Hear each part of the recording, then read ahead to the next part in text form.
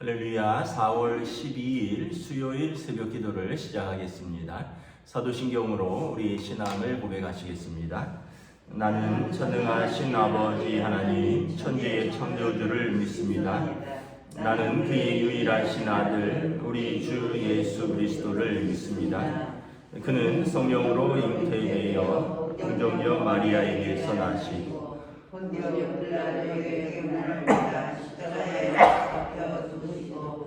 장사된 지 사흘 만에 죽은 자 가운데서 다시 살아나셨으며 하늘에 오르시어 전능하신 아버지 하나님 우편에 앉아 계시다가 거기로부터 살아있는 자와 죽은 자를 심판하러 오십니다. 나는 성령을 믿으며 거룩한 공교회와 성도의 교제와 죄를 용서받는 것과 몸의 부활과 영생을 믿습니다. 아멘. 찬송가 384장입니다. 찬송가 384장 찬양하시겠습니다. 나의 갈 길 다가도록 예수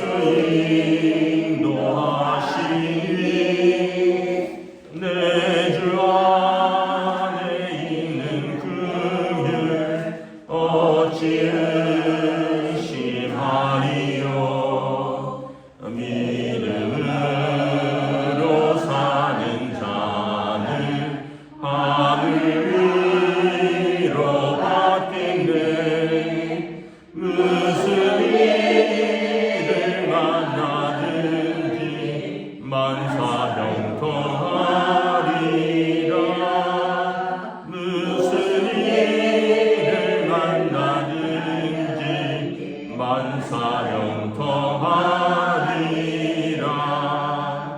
나의 갈 길 다가도록 예수 인도하시니 어려운 일 당한 때도 족한 은혜 주시네. 나는 심히 고단하고 영혼 매우 가난한 무지 앞에 반석에서 샘물 나게 하시네. 나의 앞에 반석에서 샘물 나게 하시네. 나의 갈 길 다가도록 예수 인도하시니 그의 사랑 어찌 큰지 말로 할 수 없도다. 성령 감화받은 영혼 하늘 날아갈 때에 영영 들을 나의 찬송 예수 인도하셨네. 영영 들을 나의 찬송 예수 인도하셨네. 아멘. 오늘 우리에게 주신 하나님 말씀은 구약 성경 사무엘하 2장 1절부터 11절까지 말씀입니다. 사무엘하 2장 1절부터 11절까지 말씀입니다. 다 찾으신 줄 알고 저 여러분들이 한 절씩 교도하도록 하겠습니다. 사무엘하 2장 1절부터 11절입니다. 그 후에 다윗이 여호와께 여쭈아뢰되 내가 유다 한 성읍으로 올라가리이까. 여호와께서 이르시되 올라가라. 다윗이 아뢰되 어디로 가리이까. 이르시되 헤브론으로 갈지니라. 다윗이 그의 두 아내 이스라엘 여인 아히노엠과 갈멜 사람 나발의 아내였던 아비가일을 데리고 그리로 올라갈 때에 또 자기와 함께 한 추종자들과 그들의 가족들을 다윗이 다 데리고 올라가서 헤브론 각 성읍에 살게 하니라. 유다 성읍들이 와서 거기서 다윗에게 기름을 부어 유다 족속 말하여 이르되 사울을 장사한 사람은 길르앗 야베스 사람들이다 하매 다윗이 길르앗 야베스 사람들에게 전령들을 보내 그들에게 이르되 너희가 너희 주 사울에게 이처럼 은혜를 베풀어 그를 장사하였으니 여호와께 복을 받을지어다. 너희가 이 일을 하였으니 이제 여호와께서 은혜와 진리로 너희에게 베푸시기를 원하고 나도 이 선한 일을 너희에게 갚으리니 이제 너희는 손을 강하게 하고 담대히 할지어다. 너희 주 사울이 죽었고 또 유다 족속이 내게 기름을 부어 그들의 왕으로 삼았음이니라 하니라. 사울의 군사령관 넬의 아들 아브넬이 이미 사울의 아들 이스보셋을 데리고 마하나임으로 건너가 길르앗과 아술과 이스라엘과 에브라임과 베냐민과 온 이스라엘의 왕으로 삼았더라. 사울의 아들 이스보셋이 이스라엘 왕이 될 때에 나이가 40세이며 2해 동안 왕위에 있으니라. 유다 족속은 다윗을 따르니라. 함께 읽습니다. 다윗이 헤브론에서 유다 족속의 왕이 된 날수는 7년 6개월이더라. 아멘. 할렐루야. 오늘 또 새날을 주셨습니다. 하나님께서 은혜와 평강물을 주시기를 축복합니다. 사울 왕이 이제 전사했고 지금 그 이스라엘은 혼란과 무질서 속에 빠졌습니다. 왕이 죽었고요. 이스라엘의 첫 번째 왕입니다. 사무엘이 살아 있은 것도 아니고 또 누가 그 후임 왕이 될지를 몰랐습니다. 왜냐하면 요나단도 죽었고 왕자들이 여러 명이 죽었기 때문에 그렇습니다. 그런 상태에서 다윗은 떠오르는 어떻게 보면 이제 사람들 마음속에 다윗이 왕이 될 것이다 하는 사람들도 있었고요. 반면에 여전히 사울 지파, 사울을 배출한 이제 뭐 베냐민 지파라든가 또 많은 지파들은 아직도 다윗에 대해서 좀 오해가 있었던 것 같습니다. 이 상태에서 다윗이 할 수 있는 것은 뭐냐면 하나님께 기도하는 것이었습니다. 2장 1절에 보면 이후에 다윗이 여호와께 여쭈어 아뢰되 내가 유다 한 성으로 올라가리까 여호와께 이르시되 올라가라. 다윗이 아뢰되 어디로 가리까 이르시되 헤브론으로 갈지니라.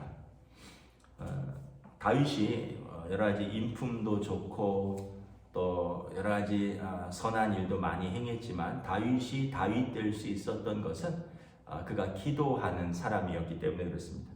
지금 다윗은 블레셋으로 망명했잖아요. 그리고 이스라엘과 블레셋의 전쟁 속에서 왕과 왕자들이 죽었습니다. 어디로 가든지 환영받기가 쉽지 않습니다. 그런 상황에서 어디로 가야 됩니까? 하나님께 묻습니다. 그랬더니 하나님께서 유다로 올라가라. 유다의 어디로 가리까? 헤브론으로 갈지니라. 헤브론은 어디냐면 이스라엘의 최남단입니다. 우리로 말하면 부산쯤 되는데 여러분 유명한 이스라엘 사람들이 이제 가나안 땅에 처음 들어와서 정복 전쟁을 할 때 이때 모세는 죽었고 여호수아와 갈렙만 1세대 사람들입니다. 그때 누가 이 전쟁에 앞장서리까 했더니 갈렙이 제가 앞장서겠습니다. 그러면서 이 산지를 내게 주소서. 거기가 헤브론입니다. 그러니까 갈렙은 유다 지파입니다. 다시 말하면 하나님께서 다윗에게 지혜를 주신 거죠. 예루살렘으로 가는 게 아니라 이 헤브론 너의 그 지파들의 정착지로 가라는 겁니다. 예루살렘은 이제 어떻게 보면 중심이고요. 또 어떤 면에서 보면 그곳에서는 정치적으로 아직 안정이 돼 있지 않았고 거기서는 반대하는 사람들도 많을 수 있고 우리가 생각할 때 용기를 내서 중심으로 들어가야 된다 해서 또 중심으로 들어갈 수도 있지만 다윗이 용기가 없어서가 아니라 하나님께 기도하기 위함입니다. 여러분 다윗이 왜 용기가 없습니까? 골리앗과 싸울 때 아무도 못 나설 때 다윗이 혼자 골리앗과 싸웠던 사람입니다. 다윗은 용기가 없어서가 아니라 매사에 하나님께 기도하는 사람이었다라는 것입니다. 저와 여러분들이 중요한 걸 특별히 결정할 때는 기도하고 결정해야 됩니다. 우리의 감을 너무 믿으시면 안 돼요. 우리의 감각을 너무 의존하시면 안 됩니다. 이렇게 운전하다 보면 가끔 이제 이제 제가 잘 안다라고 생각되는 길들 또는 어떤 낯선 동네지만 느낌에 이 방향이 맞을 것 같아요. 이제 내비게이션을 주로 켜고 가는데 잘 안다라고 생각하고 또 내비게이션을 의존하지 않을 때도 있어요. 그런데 보면 그렇게 우리 감각이 정확하지가 않습니다. 분명히 일로 가면 큰 길이 나와야 되는데 갔더니 큰 길로 가는데 주택들이 막고 있다든지 담으로 막고 있다든지 그래서 꼬불꼬불 돌아가야 되는 그런 경우도 있고요.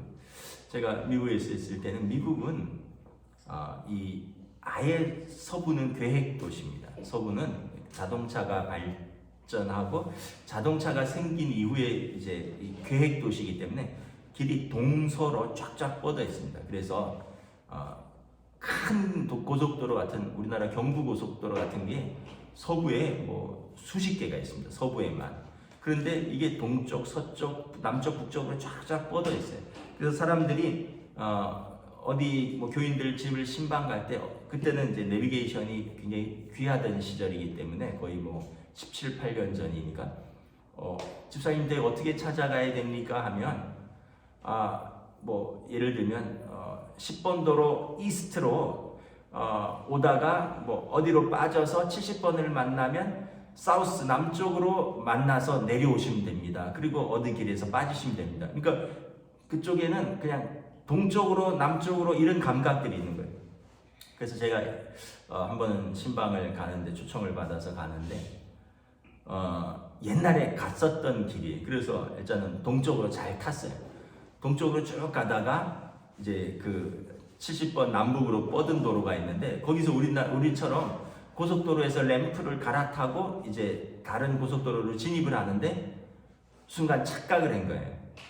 그 집사님 집은 굉장히 고급 빌라였거든요. 그 미국의 고급 빌라는 산 쪽에 있습니다. 산 쪽에. 그래서 저는 순간적으로 일반적인 상식으로 북쪽일 것이다. 왜냐하면 산은 북쪽이거든요. 그래서 동쪽으로 잘 와서 북쪽으로 가는 고속도로를 탔어요.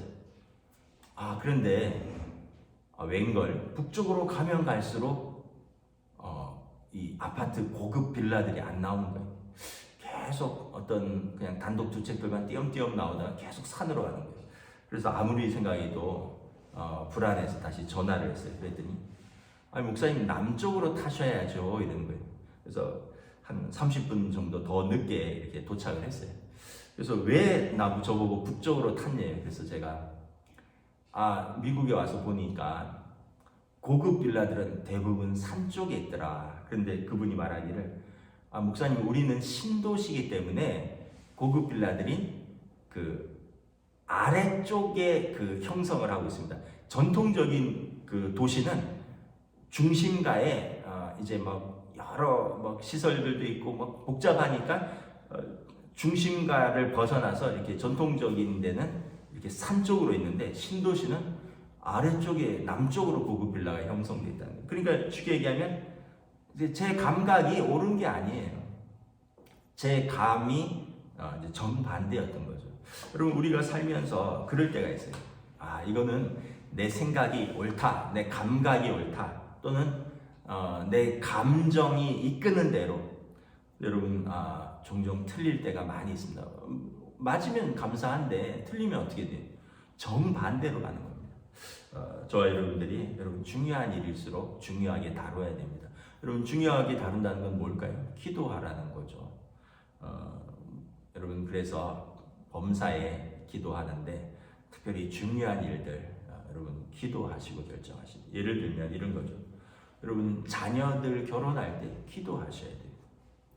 기도하시고 결혼을 하는 거예요. 그것만큼 중요한 일이 어디 있습니까? 여러분들이 결혼할 때 이제 여러분들은 이제 다 이제 뭐 저나 여러분들이나 결혼할 나이는 아니니까 청년들에게 마찬가지죠. 청년들 결혼할 때 그 중요한 걸 하면서 기도하고 결혼을 해야 돼요. 그런데 좋다는 거예요. 그냥 좋아서 결혼한다는 거예요. 근데 여러분 좋은 거는 뭐 다 아시잖아요. 뭐 1년 지나면 뭐 사람은 신뢰와 의지로 사는 거지 가장 좋은 감정으로 사는 게 아니죠. 그래서 가장 중요한 것들을 기도하고 결정을 하셔야 되는데 의외로 그러지 못한다는 거죠. 다윗은 이제 유다 성읍으로 유다로 돌아가야 돼. 어디로 가야 합니까? 하나님께 여쭈었고 자기 생각에는 어쩌면 부하들 생각에는 이스라엘의 정중앙으로 가서 왕이 됩시다 할 수도 있지만 하나님께서는 아니다. 너희 지파 안전한 헤브론으로 가서 때를 기다리라는 것입니다. 또 다윗같이 기도한 사람의 특징은 뭐냐 하면 사람에게 선대하는 것입니다. 헤브론에 가서 사는데 어떤 사람들이 말합니다. 4절에 사울을 장사한 사람들이 길앗 야베스 사람들입니다. 길앗 야베스 사람들은 어디냐 하면 요단 동쪽입니다. 요단 동쪽에 사는 사람들인데 사울이 처음 왕이 되었을 때 모압 사람들이 그 길앗 야베스가 요단강 동쪽에 있기 때문에 요단강 서쪽에 거의 이스라엘의 10지파가 있고요. 요단강 동쪽에는 2지파 반이 살고 있죠. 그래서 사울이 처음 왕이 되었을 때 길앗 야베스 사람들이 적의 공격을 받았을 때 아무도 도와주지 않았습니다. 그때 사울이 내가 왕이 됐으니 내가 도와야 되지 않겠느냐 하면서 군사를 이끌고 가서 적을 물리치고 길앗 야베스 사람들을 도왔어요. 길앗 야베스 사람들이 사울이 전사하고 사울과 그의 아들들이 전사해서 목은 베어서 블레셋 사람들이 가져가고 그 시체는 아주 벽에 걸려 있다라는 참혹한 소리를 듣습니다. 그때 길앗 야베스 사람들이 우리가 사울에게 은혜를 입었는데 사울의 시신을 거두어 주자 해서 길앗 야베스 사람들이 사울의 시신을 거두어 갑니다. 그래서 5절에 보면 다윗이 그들을 칭찬합니다. 너희가 너희 주 사울에게 이처럼 은혜를 베풀어 그를 장사하였으니 여호와께 복을 받을지어다. 전쟁에서 위험을 무릅쓰고 전쟁 깊숙이 들어가서 사울 왕과 왕자들의 시신을 거두어서 마지막 그 길을 잘 보내드렸다는 거예요. 너희가 사울과 너희 주에게 은혜를 베풀었으니 나도 너희에게 은혜와 진리로 하나님께서 너희에게 베푸시고 나도 선으로 너희에게 갚으리라.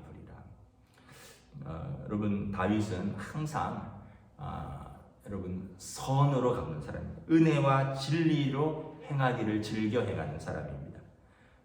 다윗이 마음에 사울이 죽었다고 기뻐하지 않았다 그랬잖아요. 어제 본문에 보면 어제 민 목사님도 내 형 요나단이요 두 용사가 엎드러졌는데 그들을 향하여 조가를 부르고 그것을 노래로 가르쳐서 이스라엘에게 가르치고 애도하는 그 사람들이 항상 은혜와 진리로 그리고 선한 일로 갚는 겁니다. 여러분 이 시대 사람들이 우리도 그런 마음을 가질 때가 있습니다. 자꾸 복수하려는 마음을 가질 수가 있습니다. 부부관계에서도 나한테 이렇게 섭섭한 말을 하다니 그럼 나도 섭섭한 말을 해서 당신을 섭섭하게 해줄게. 내 마음이 이렇게 상처를 주다니 나는 더 큰 상처를 줘서 당신을 이렇게 복수해 주겠다. 여러분 자녀들도 그런 자녀들이 있어요. 부모가 나한테 상처를 줬다는 거예요. 그럼 나도 부모에게 상처를 주겠다.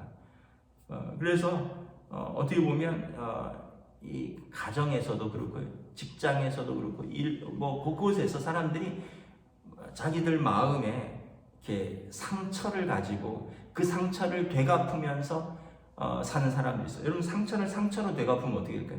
상처가 깊어지는 거죠. 상처를 뭘로 갚아야 돼? 은혜와 진리로 싸매야 되는 거예요. 다윗은 길앗 야베스 사람들은 사울을 애도하는 사람들입니다. 그들에게 선을 갚습니다. 그리고 그들의 마음을 얻는 거예요. 다윗이 길앗 야베스 사람들의 마음을 얻으려고 이렇게 위장하는 거 아닙니다. 다윗은 진심으로 그들을 칭찬하는 겁니다. 그리고 그들에게 잘하였도다. 그리고 그들의 어떻게 돼? 길앗 야베스 사람들, 요단 동쪽에 있는 사람들인데 다윗이 그릇이 크도다. 다윗이 선한 사람이구나. 다윗이 자기 원수 사울을 죽었는데 그것을 마무리한 우리에게 이렇게 은혜의 말을 하고 진리로 갚고 선한 일로 우리에게 베푸는도다. 그러면 사람들이 돌아오는 거죠. 여러분 이렇게 남한테 야박하게 굴고 그 사람하고 싸워서 눌러버리면 항상 얘기하죠. 누가 이기든지 간에 내가 지면 내 마음이 상하는 거고 내가 이기면 그 사람 마음이 상한다 그랬잖아요. 너무 그렇게 살지 마십시오. 8절부터 10절에 보면 또 마찬가지예요. 사울의 막내 아들 이스보셋이 살아남았어요. 그런데 사울의 군사령관 중에 넬의 아들 아브넬이 있었는데 이 아브넬이 사울의 아들 이스보셋을 데리고 저쪽 마하나임으로 건너가서 거기서 여러 지파들과 함께 사울의 출신 지파 베냐민과 함께 이스라엘의 왕으로 삼습니다. 그리고 10절에 보면 사울의 아들 이스보셋이 이스라엘의 왕으로 2년간 통치를 합니다. 그리고 다윗은 이러한 여러 가지 사건들을 겪으면서 7년 6개월 동안 유다 지파의 한 부족의 왕으로서 때를 기다립니다. 이 아브넬은 조금 이따 나오지만 다음 본문에 야심가입니다. 야심가. 이 사람은 어떤 면에서 보면 자기가 이스보셋은 힘이 없어요. 이스보셋은 여기 보면 처음 이름이 나옵니다. 요나단처럼 뛰어난 어떤 장수도 아니었고요. 막내 아들인데 별 존재감 없었던 아들인데 그냥 살아남았어요. 그럼 우리가 두 가지를 생각할 수 있어요. 이스보셋도 그렇고 아브넬도 그렇고, 첫째는 아브넬이 잘못된 장수라는 거죠. 아니 왕과 왕자들이 전사하는데 군대 장관이 살아나는 거예요. 여러분 국방장관 참모총장이 전시에서 대통령 이하 막 강요들이 다 전사하는데 자기는 살아남은 거예요. 비겁한 장수죠. 그리고 이스보셋이 살아남은 걸 알고 이스보셋을 데리고 딴 데 가서 그를 왕으로 세우고 이제 정권을 세웁니다. 근데 이제 나오지만 이스보셋을 앞세워서 자기가 왕 노릇합니다. 이스보셋이 나중에 아브넬한테 옳지 못한 일에 대해서 책망하니까 당신이 뭔데 나한테 한 소리 하느냐, 나 덕분에 지금 살아있는 거 왕 노릇하는 거 알지 못하느냐, 그러면서 확 죽여버릴까 보다 이런 이야기를 해요. 결국은 이스보셋도 살해되고요, 아브넬도 살해됩니다. 자기 부하들에 의해서. 그러니까 근데 다윗은 어떻게 해요? 싸우지 않습니다. 때를 기다려요.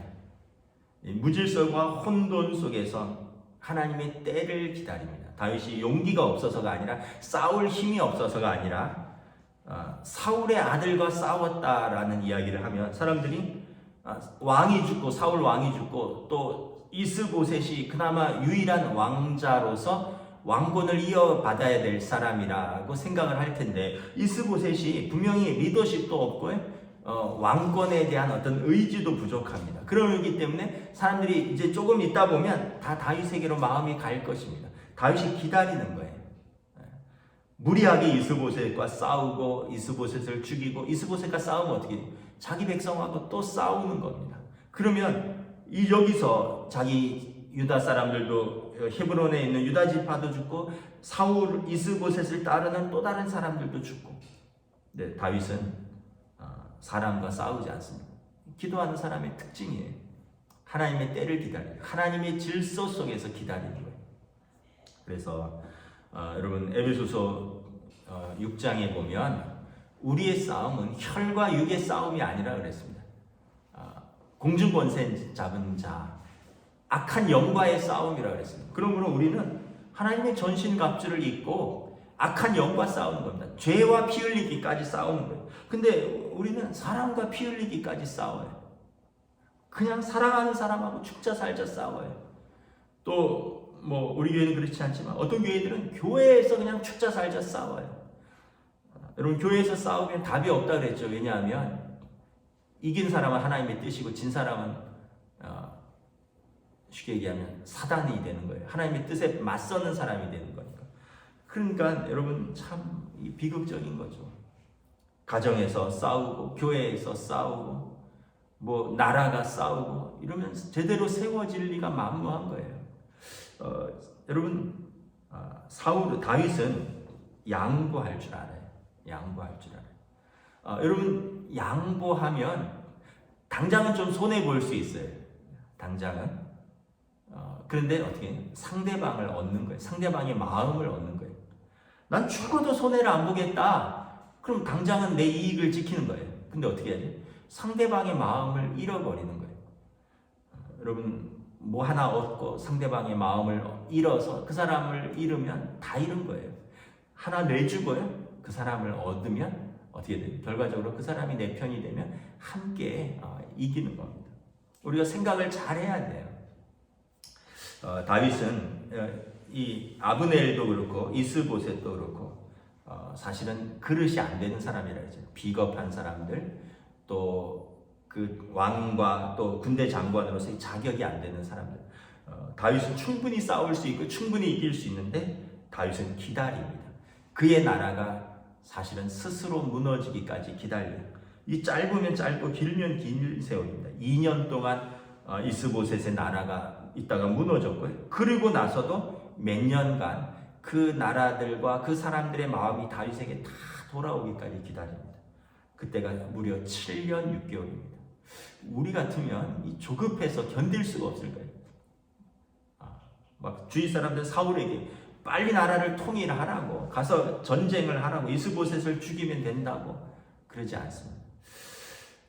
참 다윗을 보면 곳곳에서 그가 왜 하나님 마음에 합한 사람인지가 드러납니다. 기도하는 사람이었고요. 그리고 항상 이 하나님의 은혜와 진리로 행하고 선으로 대하고 그리고 하나님의 질서 속에서 하나님의 때를 기다리는 사람이었습니다. 말씀을 마치도록 하겠습니다. 여러분 이렇게 해도 하나님의 뜻이 아니면 안 되고요. 저렇게 해도 하나님의 뜻이라면 하나님의 뜻대로 될 것입니다. 너무 욕심 부릴 필요 없어요. 너무 조급할 필요 없어요. 하나님의 때를 기다리고 순종하면서 사람들에게 양보하셔요. 그러나 죄에 대해서는 타협하지 마십시오. 그러면 하나님께서 우리를 때가 되면 우리를 높이실 것입니다. 때가 되면 하나님의 뜻을 이루실 것입니다. 그 때를 못 기다려서 우리가 우리 뜻대로 하다 보니 하나님의 뜻을 거스르는 것입니다. 여러분 오늘 하루도 우리가 기도하고 또 질서 속에서 또 하나님 우리에게 주신 사람들에게 늘 선을 행하며 하나님의 뜻을 따라 사시는 저와 여러분 되시기를 주님의 이름으로 축복합니다. 기도하겠습니다. 하나님의 은혜를 감사합니다. 오늘 주신 말씀 속에서 참 다윗이 왜 이스라엘의 왕으로서 합당한 사람인가, 왜 그의 그릇됨과 또 그의 자질과 그의 인품과 무엇보다도 그의 영성이 왜 하나님 앞에서 이렇게 인정받는가를 우리가 사건마다 또 어떤 사람을 대하는 자세와 태도에서 어떤 중요한 일을 결정할 때 다윗이 어떻게 결정하는가를 바라봅니다. 우리의 삶도 주님 은혜를 베풀어 주시옵소서. 우리의 삶에도 중요한 일도 있고 어려운 일도 있고 때로는 어찌해야 될지 모를 때도 있습니다. 그럴 때마다 우리가 하나님 앞에 엎드릴 때 후히 주시고 꾸짖지 아니하시는 우리 하나님 아버지께서 우리에게 지혜를 주시고 하나님의 뜻대로 우리를 인도하여 주실 것입니다. 그러하며 우리는 또 순종함으로 하나님의 뜻을 이루어가는 주의 백성들로 인도하여 주시옵소서. 감사를 드리오며 우리 주 예수 그리스도 이름으로 기도드리옵나이다. 아멘. 하늘에 계신 우리 아버지의 이름을 거룩하게 하시며 아버지의 나라가 오게 하시며 아버지의 뜻이 하늘에서와 같이 땅에서도 이루어지게 하소서. 오늘 우리에게 일용할 양식을 주시고 우리가 우리에게 잘못한 사람을 용서하여 준 것 같이 우리 죄를 용서하여 주시고 우리를 시험에 빠지지 않게 하시고 악에서 구하소서. 나라와 권능과 영광이 영원히 아버지의 것입니다. 아멘.